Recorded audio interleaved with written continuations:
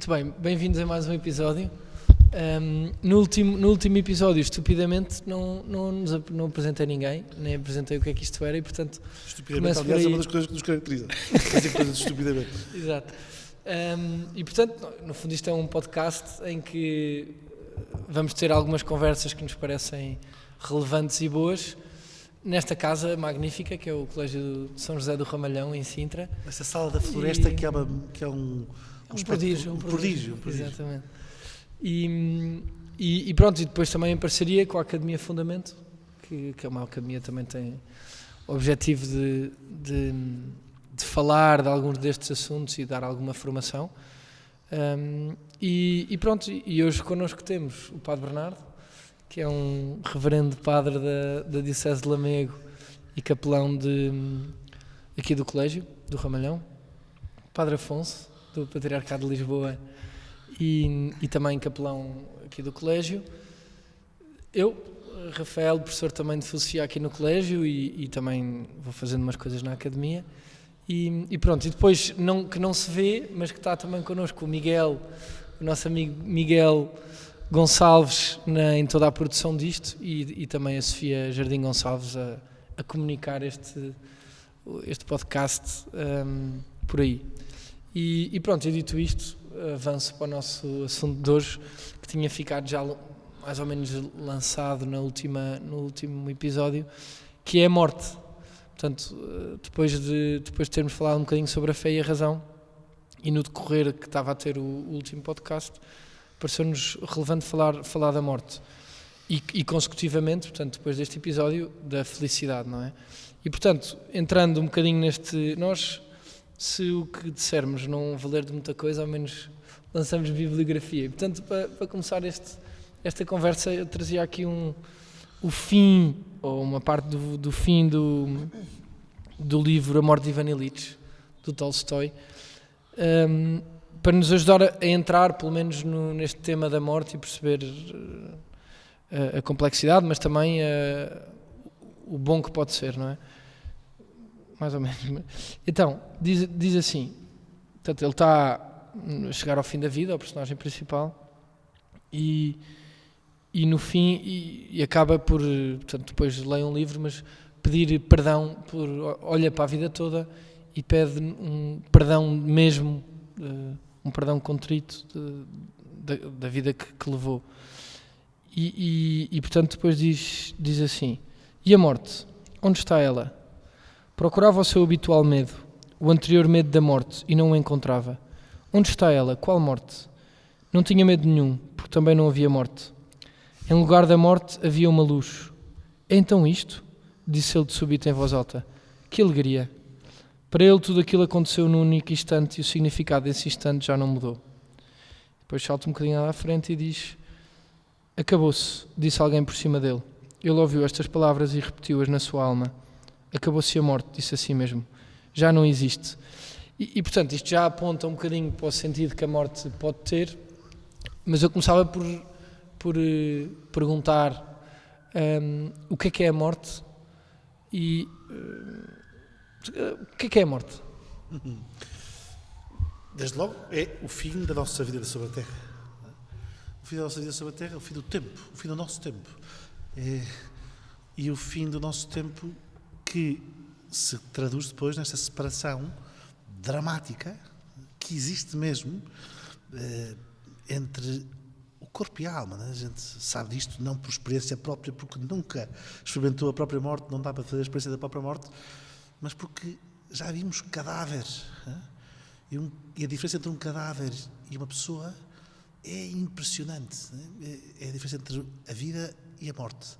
Entre um ser que tem em si um princípio de vida e uma matéria inanimada.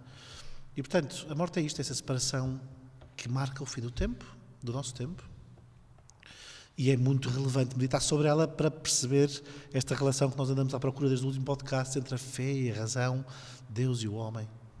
Não sei, Pedro Afonso. Sim, a morte é um princípio de uma pergunta sobre a vida. O que é que estamos aqui a fazer? Se há morte, se tudo acaba, de que vale o sucesso ou o insucesso, a fama ou a falta dela, o viver bem ou deixar de o fazer, o bem e o mal, mesmo do ponto de vista moral. A morte levanta uma série de questões acerca da vida. E penso que, aliás, a morte, para todo o filósofo, foi o princípio do filosofar, do pensar, do raciocinar, do dialogar, diante de uma vida que acaba na morte.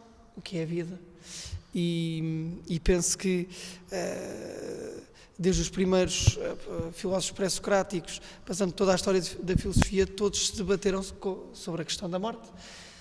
E é interessante que houve um homem na história da humanidade que se levantou dos mortos e disse: eu sei o que é a morte, já passei por ela e digo-vos que a morte há de ser qualquer coisa que todos passarão, mas que podemos passar para uma vida que não termina, que não acaba, que é uma vida transbordante. Mas a dizer uma coisa, parece-me que a morte tornou-se natural ao homem.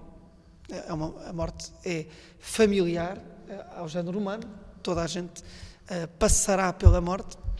A questão é como é que passa pela morte, o que é a morte para...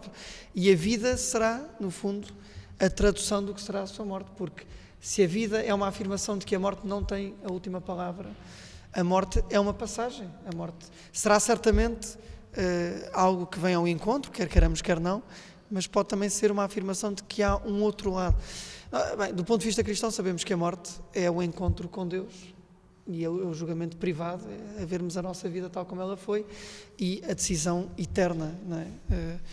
Sabemos os novíssimos, não é? Eu tenho sempre o Padre Afonso vai sempre mais rápido nestas coisas, vai sempre mais a cavalo, e eu, como este caminho de vamos lá pé de pé a ver se conseguimos chegar àquilo que a morte nos pode ensinar ou não, não é? Sempre uma pergunta. Porque tu falavas, Afonso, desta coisa que os filósofos todos, diante da morte, se questionaram. O Sócrates dizia que viver não é outra coisa, filosofar não é outra coisa do que aprender a morrer, não é? Aprender a morrer. Mas há um filósofo muito importante, chamado Epicuro, que dizia uma coisa, que queria resolver um problema, que é, os homens, por causa do medo da morte, inventam divindades. Inventam um conjunto de seres que os protegem dos perigos desta vida.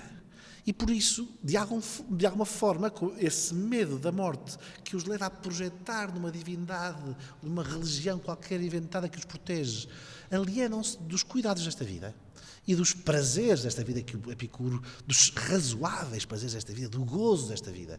E, portanto, andam inquietos e sobressaltados e ansiosos com o tema da morte. Tenho medo da morte, a morte, o que é que vai acontecer, e se é hoje, e se é amanhã. E o Epicuro diz, isso é uma tolice, pensar na morte é uma tolice. Porque a morte, enquanto eu estou, a morte não está. Quando a morte estiver, não estou eu. E, portanto, não é um problema essencialmente relevante, dizia ele. E isto...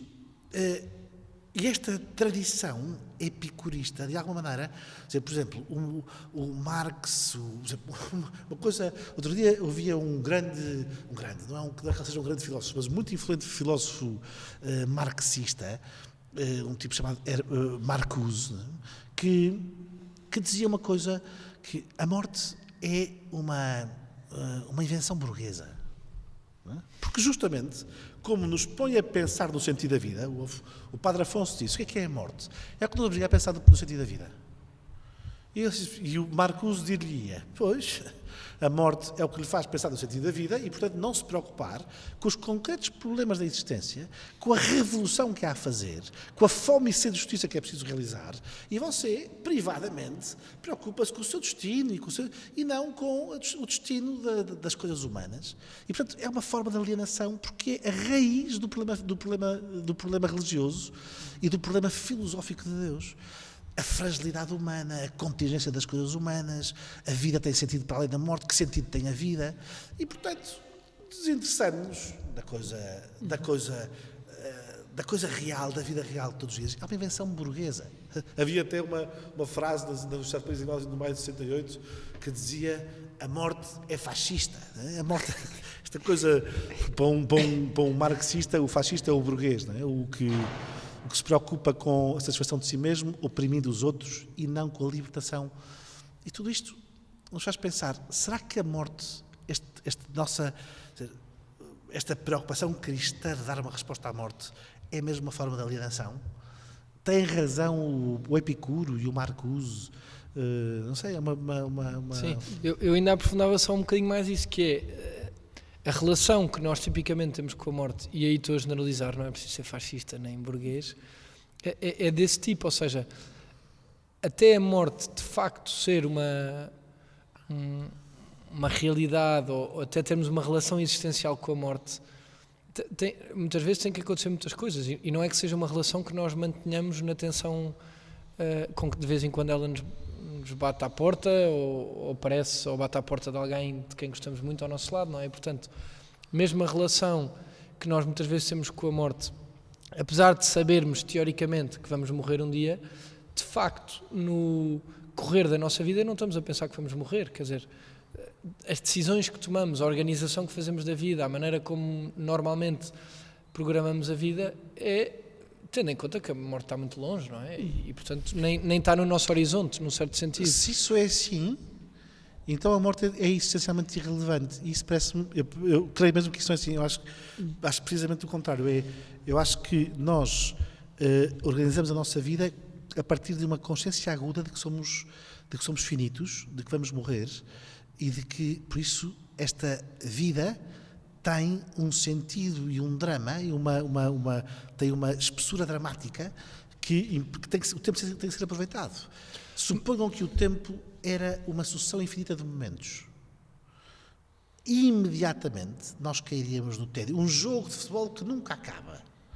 Um jogo de futebol que nunca acaba é um jogo de futebol em que os jogadores deixam de correr. Não vai haver resultado final. Sim, vai haver resultado final. Não vou aguentar. Não vai haver resultado. Não é isso. Não vai haver resultado. Mesmo que aguente, não é? Não vai haver resultado final. Não vai haver. Ninguém ganha, ninguém perde. Não há nada a ganhar, nem nada a perder. Não se joga nada neste tempo. Mas acha que nós estamos conscientes de. Ou seja, o que eu estava a dizer não é que não seja assim, é que nós não vivemos. Vivemos sempre com um objetivo preciso pela frente, uma meta pela frente, uma coisa que queremos alcançar.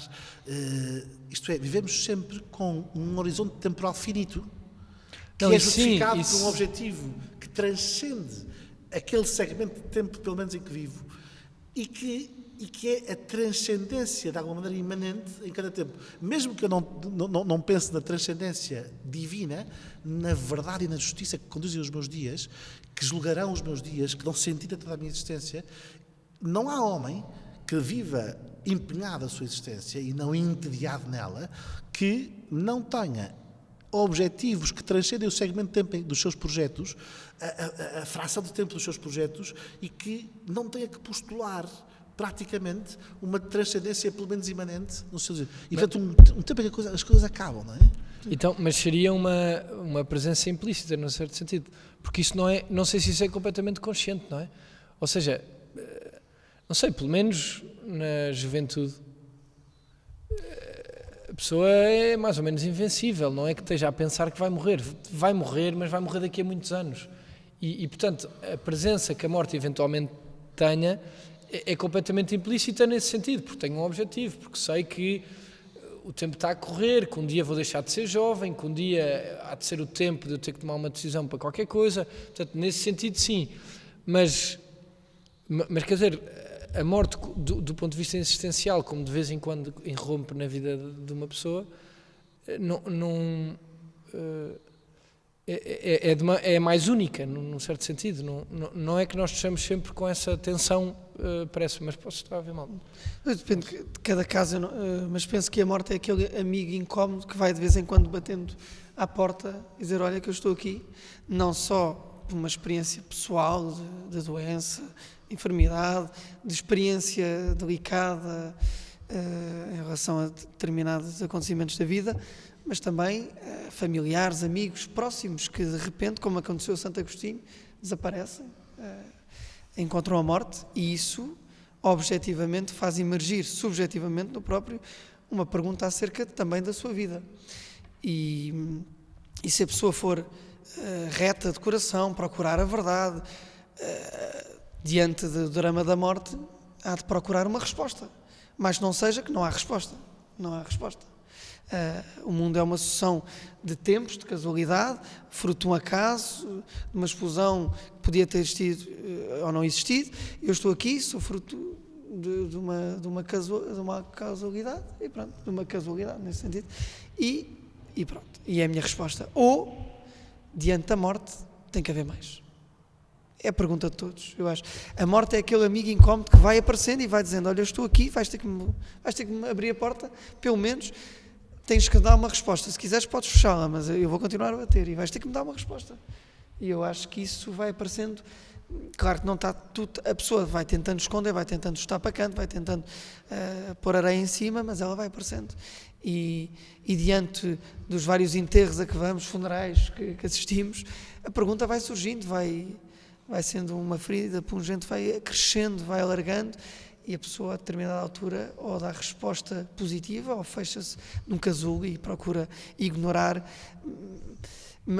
Da minha experiência, eu acho que, e como padre, o que eu mais faço é estar em enterros e funerais e vejo isso. As pessoas, pela dor, pelo sofrimento, procuram ardentemente algo que vá ao encontro de uma pergunta necessariamente humana, que é: o que é isto? O que é isto? Então esta pessoa viveu com uma vida absolutamente única, transbordante, o seu feitio, a sua personalidade, o seu carisma, o seu temperamento, a vida que dela transbordava, e de repente, acaba. E a pessoa depara-se com o finito e exclama: o que é isto? Eu acho que é por aí. Há uma coisa, estas pistas que o Padre Afonso está a lançar são mesmo importantes. Porquê? Porque todos estes que dizem que a meditação sobre a morte distrai o homem da revolução, isto é, da transformação da realidade, no fundo projetam o homem numa sobrevivência, cada pessoa numa sobrevivência das grandes causas. Né? Há um proletariado a minha existência concreta é uma passagem fugaz neste mundo que tem sentido numa causa, mas que existencialmente se dilui. Que pessoalmente se dilui, não tem nenhuma relevância pessoal. Sou relevante na medida em que participo de uma causa que me sobrevive e que tem uma espécie de substância eterna, mas eu não tenho uma relação pessoal com essa eternidade que sirvo na fugacidade da minha vida. Esta é a ideia de fundo, não é? E então eu torno-me um escravo daquela causa e um revolucionário e faço tudo por aquilo, não tenho... Quando o problema da morte aparece desta maneira que o Padre Afonso está a descrever, aparece como um problema radicalmente existencial. Que sentido tem a minha vida? É isto? Uma sucessão de momentos que não têm sentido? A minha vida é um não sentido? Ou este amigo que é a morte, que me bate à porta, pergunta: o que estás a fazer? O que é o tempo? O Santo Agostinho dizia: quando não me perguntam o que é o tempo, eu sei o que é. Quando me perguntam, eu deixo de saber. E, portanto, esta coisa de o que é o tempo? Não é? E o que é acho que não há nada mais inconcebível, parece-me, do que um tempo que não tenha o seu fundamento na eternidade. Assim como nós, era o que eu tentava dizer há bocado, se calhar de uma maneira um bocadinho esdrúxula, assim como nós temos que projetar um objetivo que explique cada fração de tempo que empenhamos naquele projeto concreto e justifica. Eu estou aqui a fazer um podcast porque quero, de alguma maneira, contribuir para o debate sobre temas importantes, e deste tempo justifica-se por esse objetivo. E o outro pelo outro. E o outro pelo outro. Mas qual é o objetivo de todo o tempo? De todo o tempo da tua vida? E de todos estes seres temporais, que é o homem que está no tempo de uma maneira completamente distinta de um animal, que também tem um tempo biológico. Mas nós não temos um tempo biológico, nós temos um tempo histórico. Isto é, temos que tomar decisões dentro do tempo. A ética podia ser descrita como o problema de: o que é que eu faço com o meu tempo? O que é que eu faço com a minha vida? A minha vida é um problema temporal então, como é que eu justifico este tempo que estou aqui? Há um sentido transcendente para a minha vida? Ou sou eu que a defino e a faço e coisa e monto e tal, e andamos aqui todos? A morte põe-nos diante desta... Eu, aproveitando esta deixa dos enterros, que é muito, parece um bocado tétrica, mas é muito importante. Eu num enterro, desculpem-me, percebam o que eu estou a dizer, num enterro tenho sempre inveja das pessoas que choram, dos filhos, da mulher, dos pais, quer dizer, das pessoas que choram. Porque enquanto eu, que está bem, que vou ali rezar pelo morto e tal, e tantos outros circunstantes que ali estão a rezar e a acompanhar e a consolar a família, estamos um bocadinho nas tintas, quer dizer, humanamente, existencialmente nas tintas, para aquela pessoa que nem sequer conhecemos. As pessoas que amam o morto, essas pessoas revoltam-se contra a morte. A morte aparece como uma agressão aos vínculos essenciais que constituem a vida humana. E, portanto, um sem sentido. É óbvio, se eu amo, uma das coisas que eu quero é que a pessoa que eu amo não morra. Amar quer que vivas, não é? Quer que vivas, e se dependesse de mim, viverias eternamente e viverias plenamente. Viveríamos para sempre. Numa felicidade, somos felizes para sempre, como acabam todas as histórias de amor. E, portanto, o tema da morte é um tema que nos põe na dramaticidade existencial. Estou a ser um bocado presumido nesta linguagem, mas quer dizer, no drama da nossa existência pessoal. É um problema pessoal que nos obriga depois a tomar partido e a apostar. A vida tem sentido ou não? E que sentido é? E por isso é que tem todo a ver com o tema do primeiro episódio deste nosso caminho, que é quem é Deus? Quem é que tem a resposta? O homem não tem uma resposta. O homem não consegue. Nunca nenhum de nós saiu do tempo, entrou na transcendência e disse, então o sentido é este. Como essa história, é assim, como dizia o Ivan ali deixa morrer. É esta luz que dá sentido. Esta é a razão. Nós temos algumas pistas, mas depois precisamos, de facto, que o Deus eterno que nos criou e que justifica o tempo entre na história para nos dar uma resposta. A morte obriga-nos a fazer a pergunta com uma aguçada consciência da sua importância essencial. E parece-me também que todo o homem tem o desejo de imortalizar-se, de viver para sempre, ou pelo menos de prolongar-se no tempo e no espaço. Mesmo as grandes obras de arte, toda a expressão artística, estética, tudo aquilo que nasce e brota do agudo humano, daquele olhar que procura transcender-se no tempo, nasce também, ou pode nascer, de uma tentativa de se imortalizar. Mesmo os grandes, aqueles que vingaram na história e quiseram que os seus feitos passassem, como dizia Camões, ao longo dos séculos, tentam permanecer não permanecendo, porque eles sabem bem que a morte virá, mas eles próprios querem permanecer na história, mas não seja com o seu nome, com as suas obras, com os seus feitos. Há uma tentativa do homem para ultrapassar a morte. Mesmo agora os avanços tecnológicos e científicos, há uma série de respostas que estão a ser dadas. O elixir da juventude, tudo isso que entrou agora no chama-se transhumanismo. Transhumanismo, não é? O elixir da juventude, que já vem de tempos antigos, mas que agora ganham novos contornos com a evolução da tecnologia e da ciência. É uma tentativa do homem matar a morte. O problema é que o homem não consegue ultrapassar aquilo que é uma condição existencial da sua vida, que é a proximidade da sua morte. Agora eu pergunto-me, isto que é a imortalização do homem, o homem desejar transcender algo que lhe é connatural, que é a morte,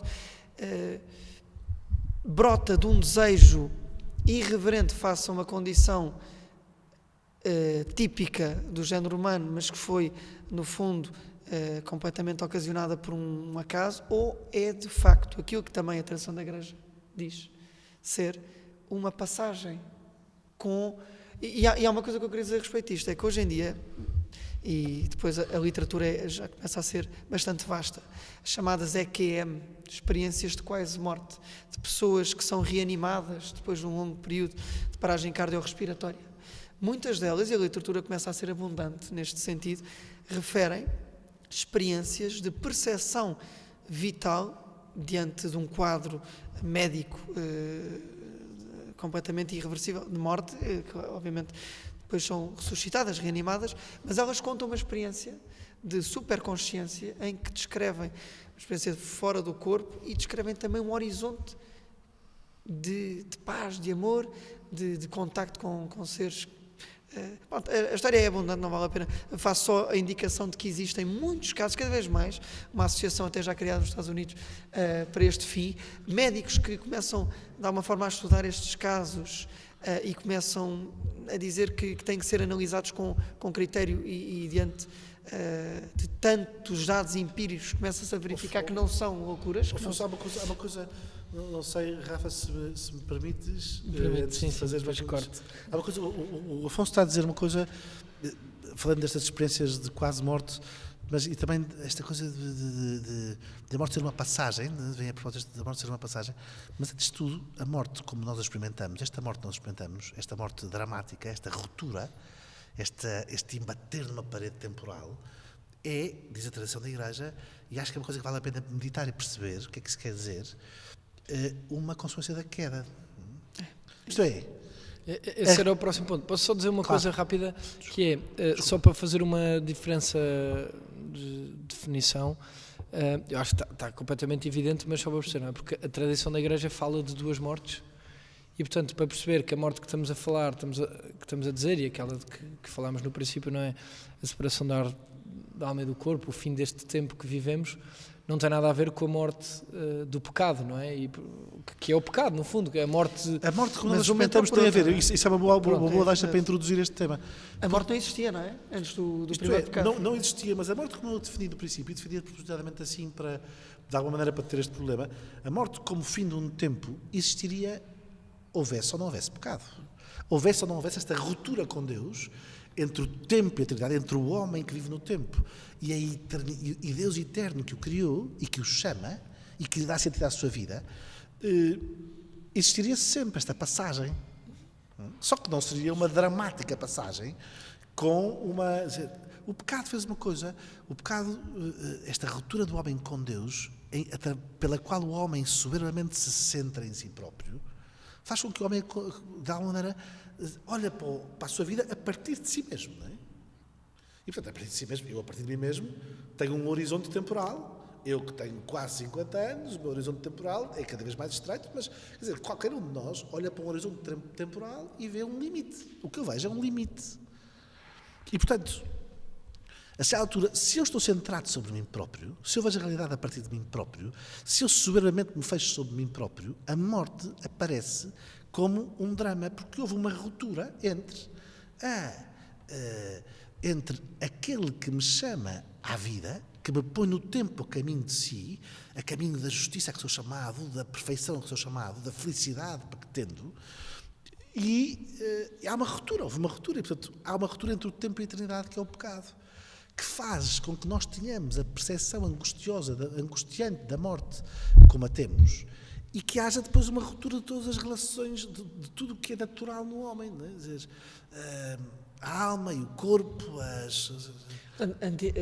Antes do pecado original, não havia separação da alma e do corpo. Seria uma passagem suave, uma passagem desejada até pelo homem. Vou para Deus, não é? Esta coisa que o Ivan Elites, de alguma maneira, experimenta aqui e que tantas... Quer dizer, há uma espécie de uma passagem que nós, acho eu, nós não sabemos... Não estávamos lá. Nós nunca fizemos... Não é isso. Nós nunca fizemos a experiência da morte. Não sabemos o que é a morte. Nós não sabemos o que é.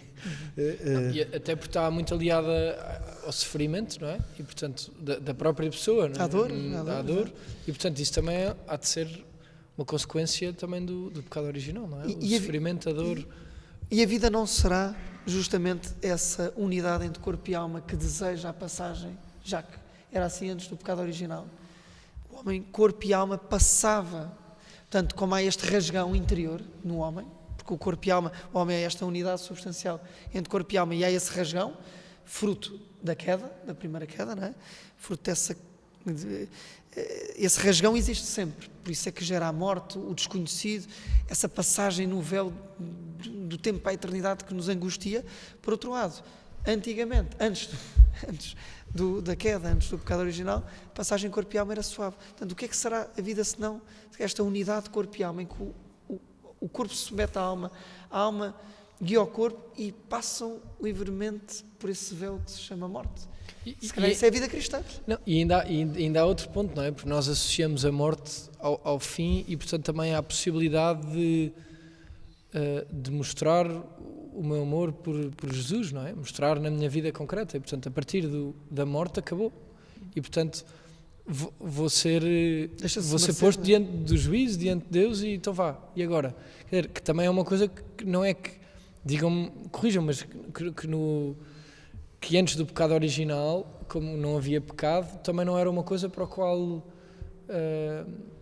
que me iria acontecer, porque eu não tinha feito mal nenhum, não é? E, portanto, não digo que o juízo seja uma coisa má, pelo contrário, mas quer dizer, esta noção também é o fim do tempo no qual eu posso dar provas do meu amor, da minha disponibilidade para a graça, da minha... Claro, nós estamos aqui a falar e a dizer coisas, isto é mesmo muito misteriosa, mas a morte como consequência da queda, como um homem que rompe a sua relação com Deus, e por isso tem um tempo que passa a ser toda a sua existência passa a ser tempo, tudo o que ele tem em si mesmo é tempo que lhe foge das mãos, tempo que ele tem que aproveitar para si, e porque é toda uma mentira, não é? Toda uma mentira. Tudo o que tu tens é este tempinho, não é? Que depois nos faz não perceber o tempo que temos, o que estamos aqui a fazer, começamos a viver para nós próprios, e quando há algum problema, os que nos incomodam são afastados, e portanto temos rupturas, conflitos, guerras, maldade, sangue derramado. Bem, todas as consequências que o pecado traz consigo. A primeira é a ruptura com Deus, que nos faz viver num tempo morto, num tempo para a morte, que... outra coisa completamente diferente, como é que nós somos redimidos? Não é? Esta era a pergunta, fomos redimidos pela morte de nosso Jesus Cristo, não é?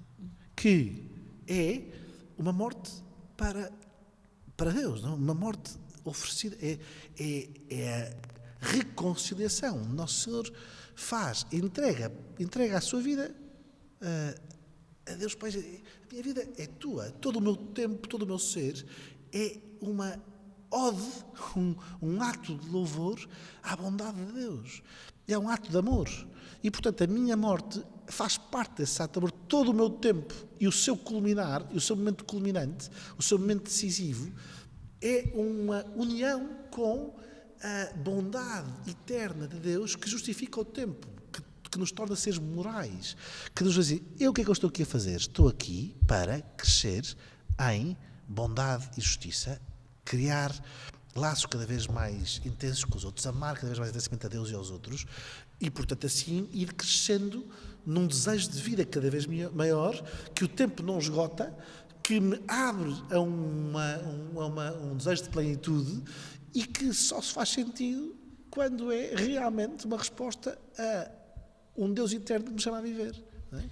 E talvez aí percebemos também a frase que Jesus nos diz: quem procurar guardar a vida para si, perdê-la. Quem procura dá-la, oferecê-la, em meu nome, por mim, encontrá-la. Ou seja, então, o que é a vida? Senão, qual é o sentido da vida, ou melhor, qual é o objetivo da vida? É guardá-la?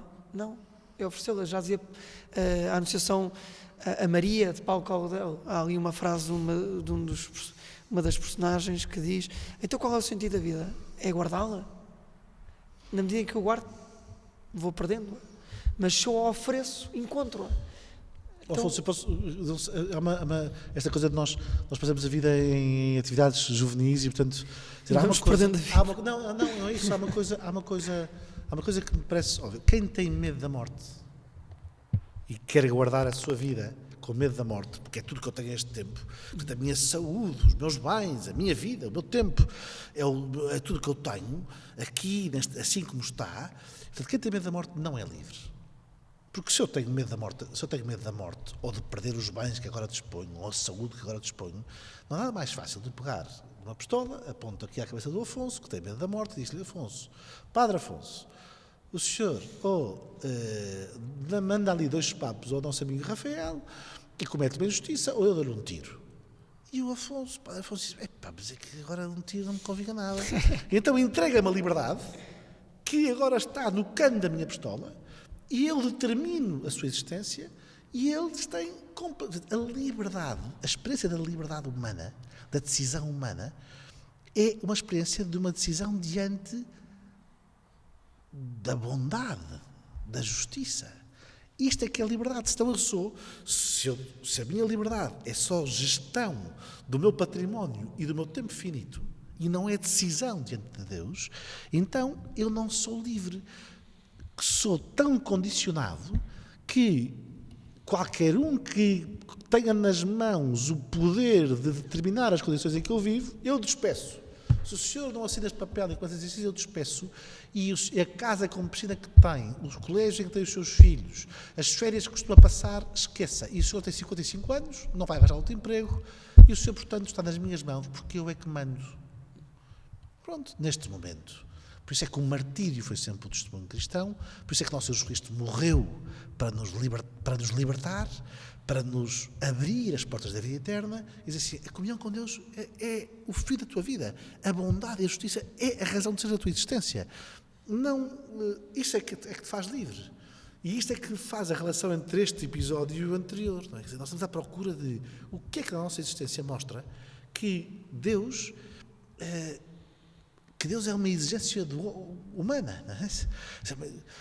Que Deus que o homem não pode viver sem Ele. Não é? E que há razões fundadas, razões sublinho, que fundam esta conclusão, que não é só uma fezada. Depois, claro, eu tenho que saber dizer que Deus, tenho que acreditar que Deus me dá a mão, não é? Que Deus me chama. Quer dizer, E também chamar a atenção por uma coisa que também a Igreja nos indica e afirma, é aquilo que o professor Rafa estava a dizer, que é a vida que temos, é uma, e é uma decisão diante de Deus, que tem consequências, portanto, a Igreja fala do purgatório, e é interessante a ideia de purgatório, porque de facto há uma justiça que vê, os atos têm consequências, há uma purgação, há uma ideia de justiça misericordiosa, é certo, que nos chama e nos responsabiliza, porque se nesta vida, de alguma forma, saímos de mal ainda com Deus ou de mal com os irmãos, há um espaço, há um tempo, digamos assim, chamado purgatório, que é uma ideia muito interessante, porque a pessoa, o destino eterno, o céu ou o inferno não a Deus, eu não quero, tu não me obrigas, eu não vou para o céu, ou o céu, esse gozo inteiro e eterno. Portanto, há o purgatório, que de facto é essa sala de espera do céu, e a nossa vida então exige de nós também uma adesão a Deus, claro, com as nossas falhas e quedas, confiando na misericórdia de Deus, mas também com o desejo inteiro de nos darmos cada vez mais e melhor. E também é interessante porque a vida é um lugar sério também, exige seriedade, exige também frontalidade, exige de nós aquilo que somos, e o Senhor espera tudo. esta coisa havia Pascal, o nosso grande Pascal, que dizia esta coisa, o homem é uma cana, não é senão uma cana agitada pelo vento. Não é preciso grande coisa para matar o homem, dizia Pascal, no céu do pensamento. Não é preciso uma rajada de vento, umas gotas de chuva, uma coisa qualquer, um incidente qualquer mata o homem. Mas todo o universo não se compara com esta cana que pensa, não é? Porque, embora o universo possa matar o homem da maneira mais simples possível, o universo não sabe que morre e o homem sabe que morre. E, portanto, o seu tempo é um problema. O seu tempo a sua vida é uma pergunta. O seu tempo remete para uma origem e um fim, um alfa e um ômega, um princípio. E é inevitável que isto aconteça. Alienar-se disto é fazer como o Epicuro e dizer, boa, sim senhor, eu estou aqui é uma resposta, eu estou aqui para aproveitar a vida com pequenos prazeres que ela me oferece enquanto aqui estiver. Não posso pensar na morte, porque pensar na morte me distrai desses prazeres e me cria ansiedade que depois me obriga a ajoelhar-me dentro de uma divindade qualquer que me proteja contra os incidentes da existência. Pronto. Mas é uma resposta. O sentido da vida é aproveitar pequenos prazeres de modo razoável e evitar a dor. Pronto, se esta é a vida, isto é uma resposta à vida, que é uma resposta sobre o sentido do tempo. Limitadora. É uma resposta que me Limitadora. parece profundamente errada e incongruente com os dados da essência humana, com o amor que nós temos pelas pessoas. Quer dizer, qual de nós não se lançaria ao mar para salvar a pessoa amada? Qual de nós não prescindiria dos prazeres razoáveis do seu dia-a-dia para se oferecer por aqueles que ama? É óbvio que o amor enfrenta a morte,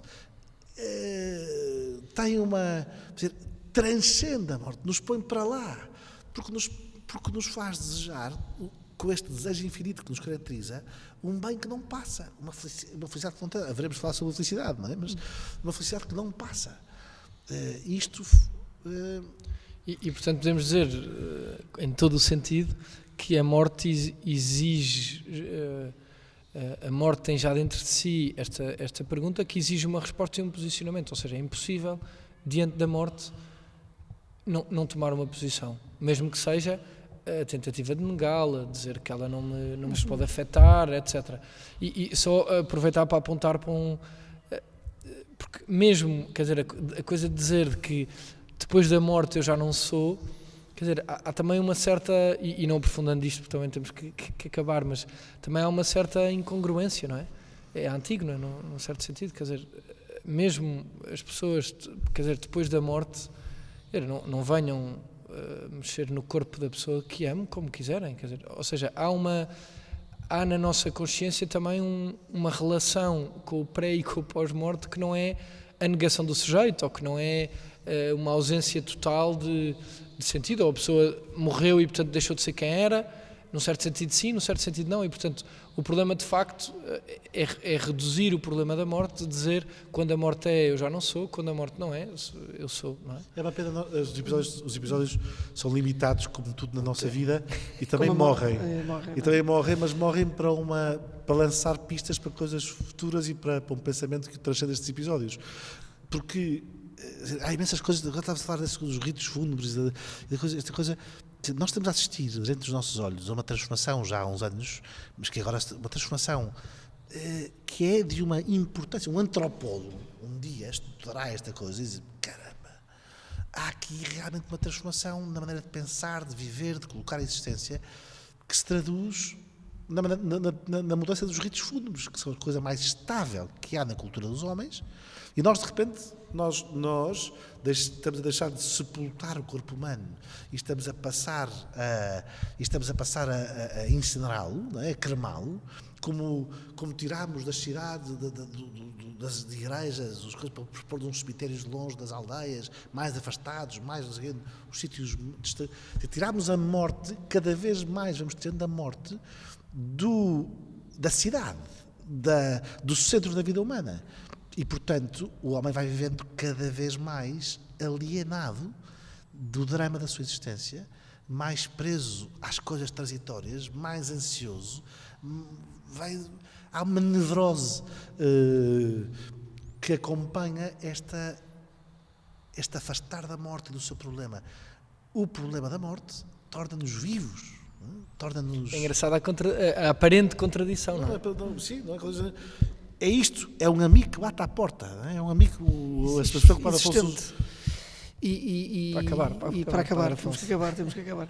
Não, para dizer, pronto, que a morte é qualquer coisa que convive com o homem, ainda que o homem não queira, ainda que afaste a morte bem para longe, as crianças não podem ir aos enterros, não há propriamente um contacto com a experiência de morte, mesmo que a morte seja banalizada, porque uma sociedade que deixa de olhar para a morte como um lugar sagrado, banaliza, pode de alguma forma aniquilar um outro ser com uma facilidade muito impressionante, ao contrário de olhar como reverência para aquilo que tem diante. É interessante também esse binómio.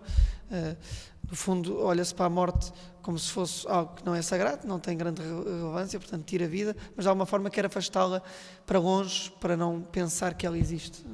Há aqui um posicionamento que nasce de uma concepção de que a vida, no fundo, não tem um sentido estruturante, não tem uma finalidade, não tem uma origem lógica. pronto, graças a Deus, Jesus Cristo ressuscitou dos mortos e vem-nos dizer que nós estamos aqui neste mundo de passagem e que a nossa vida será uma apresentação a Deus e que viveremos para sempre. Agora resta saber como também, porque a eternidade pode ser uma eternidade com Deus ou sem Ele. Um dia faremos um episódio sobre os novíssimos. Exato. Só uma coisa final. O facto é outra pista. Que bom, bendito seja Deus, que a morte é certa e a sua hora incerta. Exatamente. E portanto que cada momento do meu tempo, do nosso tempo, é um limiar, está num limiar da eternidade. Pode ser agora. E oxalá que digamos como São Francisco de Assis, irmã morte, não é? Porque alguém que se relaciona com a morte assim, sabe que a morte é um encontro com alguém que o ama, que está do outro lado e que está à espera, que a sua vida foi um desejo verdadeiro de encontrar a morte. A morte, ser uma amiga, é um prelúdio que a vida, é um sinal de que a vida foi esta alegria, este apaixonar constante do sentido, da razão das coisas, desse Deus Criador que nos ama, que nos criou, que nos fez para Ele. A morte é um encontro. Lá está, é voltar à origem, porque a morte era assim vista, não é?